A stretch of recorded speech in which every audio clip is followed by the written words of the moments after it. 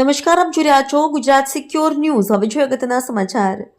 ગુજરાત સરકારના આરોગ્ય પરિવાર કલ્યાણ વિભાગ ગાંધીનગર દ્વારા 58 ધોળકા વિધાનસભામાં ધોળકા તાલુકાના વેજલકા ગામે 45 લાખના ખર્ચે નવનિર્મિત આયુષ્માન આરોગ્ય મંદિરનું લોકાર્પણ કરવાની તક પ્રાપ્ત થઈ।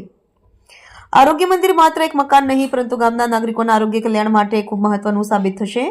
સ્થાનિક નાગરિકોને પ્રાથમિક સારવારથી લઈને વિવિધ આરોગ્ય સેવાઓ પોતાના ગામમાં જ સરળતાથી ઉપલબ્ધ થશે। દરમિયાન જિલ્લા ઉપપ્રમુખ શ્રી મહેન્દ્રસિંહ મંડોરા, ધોળકા તાલુકા સંગઠન ભાજપ પ્રમુખ શ્રી વિષ્ણુભાઈ પરમાર, મહામંત્રી શ્રી હિતેન્દ્રસિંહ વાઘેલા, બાંધકામ સમિતિ જિલ્લા પંચાયતના ચેરમેન શ્રી ઈશ્વરભાઈ મકવાણા, શ્રી દેવેશભાઈ પટેલ, શ્રી દિગ્વિજયસિંહ બારડ, શ્રી તખતસંગ ચૌહાણ, શ્રી યોગેશભાઈ પટેલ, શ્રી ખોડુભાઈ ડાભી, શ્રી રણજીતભાઈ રાઠોડ, શ્રી રાજુભાઈ જોશી, શ્રી જસંગભાઈ પરમાર, ગામના તથા આજુબાજુના ગામના સરપંચશ્રીઓ, કાર્યકર્તાઓ તથા ગામના આગેવાનો અને ગ્રામજનો હાજર હતા। Reporter Sukhdevbhai Parmar, Gujarat secure news, Dholka.